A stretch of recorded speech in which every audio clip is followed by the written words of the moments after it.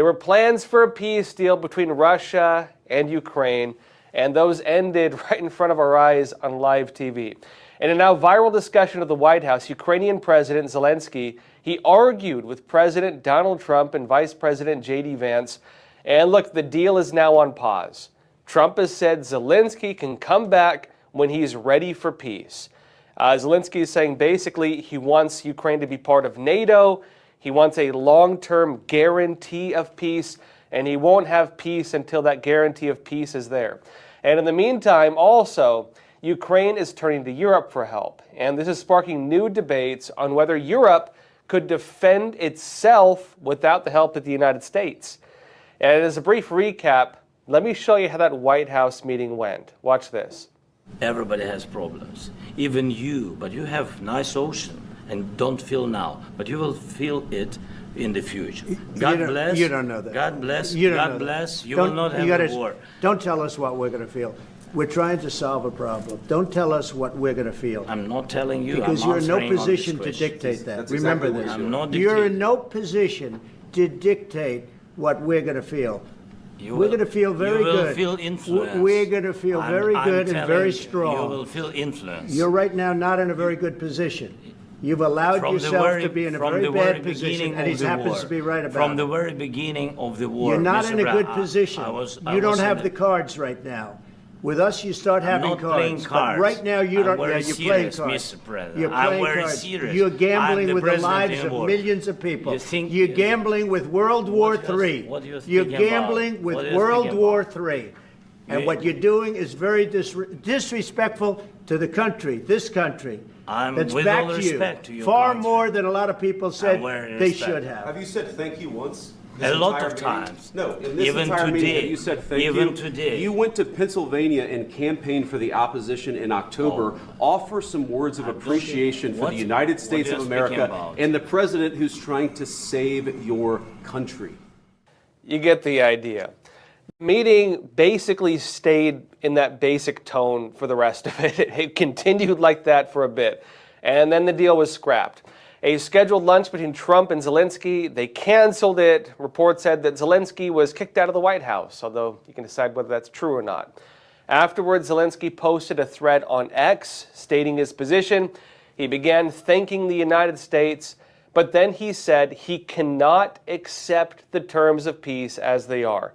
And he said that Ukraine, what he wants is a long-term guarantee for security. Here's what he wrote. This is his official X page. He said this. He said, "We are ready to sign the minerals agreement, and it will be the first step towards security guarantees," which is what he really wants. But he said it's not enough, and we need more than just that. A ceasefire without security guarantee is dangerous for Ukraine. We've been fighting for 3 years, and Ukrainian people need to know that America is on our side. And then he said, "I cannot change Ukraine's position on Russia. The Russians are killing us. Russia's the enemy, and that's the reality we face." Then he adds, Ukraine wants peace, but it must be a just and lasting peace. For that, we need to be strong at the negotiating table. Peace can only come when we know we have security guarantees, when our army is strong and our partners are with us. Now, Trump also responded to that. In an online statement, he wrote this, quote, "We had a very meaningful meeting in the White House today. Much was learned that could never be understood without conversation under such fire and pressure." He said, "It's amazing what comes out through emotion. And I have determined that President Zelenskyy is not ready for peace if America is involved, because he feels our involvement gives him a big advantage in negotiations. I don't want advantage. I want peace. He disrespected the United States of America in his cherished Oval Office. He can come back when he is ready for peace." Now look, on this, American public opinion has been mixed. Politically, it's fairly divided along partisan lines. If you look at online polls, it actually does show most normal Americans basically agree Zelenskyy was disrespectful. The overwhelming majority do state that. If you look at the views of the politicians, it's the opposite. They think Trump and Vance kind of instigated this. Folks, you decide. CNN, they captured the general view in an interview with former Special Assistant to George W. Bush, Scott Jennings. and also with Washington Post global security analyst Josh Rogan. Watch this. All Zelenskyy had to do today was put on a tie, show up, smile, say thank you, sign the papers, and have lunch. That's it. And he couldn't do that. And this followed 10 days of being difficult in private, and now 1 day of being stupid in public. This did not have to go down this way. Okay. And however you feel about why it started, why it's going on, who's right and who's wrong, we can help them in this and come out okay on the other side, and he's making it hard. Now, first of all, I can't believe I'm about to say this, but I actually agree with Scott. And everything that he said was basically right. Now, look, in the meantime, Zelenskyy is putting his hopes on European powers. The big question is whether Europe could provide the security and the funding that he needs. The EU High Representative for Foreign Affairs and Security Policy wrote on X, quote, "Ukraine is Europe. We stand by Ukraine.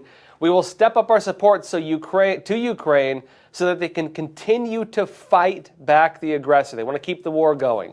And they said today it became clear that the free world needs a new leader, meaning not the United States, supposedly. They say it's up to us, Europeans, to take this challenge, meaning Europe is going to do it alone without the United States involved. And they're saying we need a new leader, not America. And in the meeting, just following the White House discussion, Zelenskyy also got a £2.6 billion loan from the United Kingdom for defense. That's 2.5 billion pounds. That's a lot. That's about 3.7 billion US dollars, but it's not nearly enough for Ukraine to keep the war going. The number going around that he needs is like 200 billion, 250 billion. And this is what Zelenskyy is getting from one of the wealthiest countries in Europe, right? A very small fraction of that. It's unlikely he's going to get the money he needs elsewhere, just being frank. And look, just as a recap on how much money the United States has given Ukraine so far, Congress approved about $175 billion for Ukraine in February 2022. What is not often understood is about $106 billion of that money was not for defense. That was for the Ukrainian government to keep their government functioning. It was money to keep them afloat, to pay their pensions and things like that. It wasn't even for defense, at least not, again, over $100 billion of it. In 2023, the U.S. gave around $23 billion to Ukraine through USAID. About $20 billion of that was for economic aid.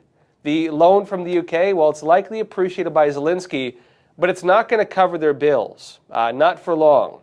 Now, Zelenskyy himself has said that Ukraine never received a lot of the money that was sent by the United States. He's saying we never got most of it, right? This is now sparking calls for investigations. Well, where did the money go if he did not get it? Elon Musk wrote on X, quote, "Time to find out what really happened to the hundreds of billions of dollars sent to Ukraine." Now, look, on the European front, it also now appears that the discussions there are rapidly shifting to a possible peace deal. The problem they have is that, look, without the United States, they have a lot less negotiating power. Europe, frankly, it's debatable whether they could even afford to keep this war going, let alone whether they have the military power for it. You know, a lot of them weren't really paying their budgets either. They were letting the United States do that for them. The narrative now is they need to win the United States back to the table. And frankly, they're not treating the U.S. very nicely either. In the meantime, look, a new and very harsh reality is looming over all of Europe. They're finding, in the meantime, they are standing with Ukraine, but they're doing so without the backing of the United States. And as this happens, it's also becoming more clear the failure of many NATO allies to pay their fair share in defense has had the effect of weakening regional defense. Their budgets are unlikely to hit even, look, it's going to hit them even harder right now because of the reciprocal U.S. tariffs. And Europe overall is still deeply dependent on the United States for defense. They need the United States for defense. They've depended on it, and they've refused to pay their fair share until now. And this point is being made even more strongly from the U.S. side because, look, due to another diplomatic disaster, this is now sparking calls for the United States to pull out from NATO altogether and to also remove U.S. troop presence from Europe overall, something which has largely subsidized Europe's defense. This is what happened. A major Norwegian fuel company This is halt-back bunkers. They refused to refuel an American submarine. And then it also declared, quote, no fuel to Americans. We encourage all Norwegians and Europeans to follow our example. Slava Ukraina. Meaning, they stand by Ukraine, essentially, and they will no longer support America or support our military. What does America do if Europe refuses to support our military when it has a presence there? Well, the argument among some is we need to pull out. And look, that did not go over very well. Very quickly, the Norwegian government, they responded to this. They said the stance of that energy company is not the stance of their government. In fact, its Minister of Defense, Tor Sandvik, he wrote in a statement, quote, we have seen reports raising concerns about support for U.S. Navy vessels in Norway. This is not in line with the Norwegian government's policy. I can confirm that all requested support has been provided.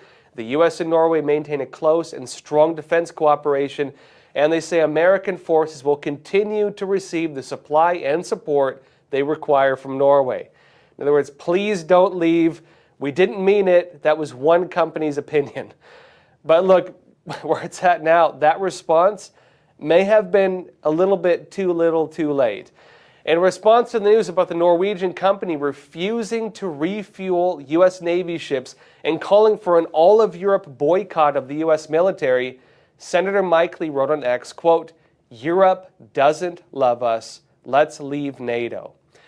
Now, others responded, noting that of NATO's close to $1.26 trillion defense budget, the United States pays around $860 billion.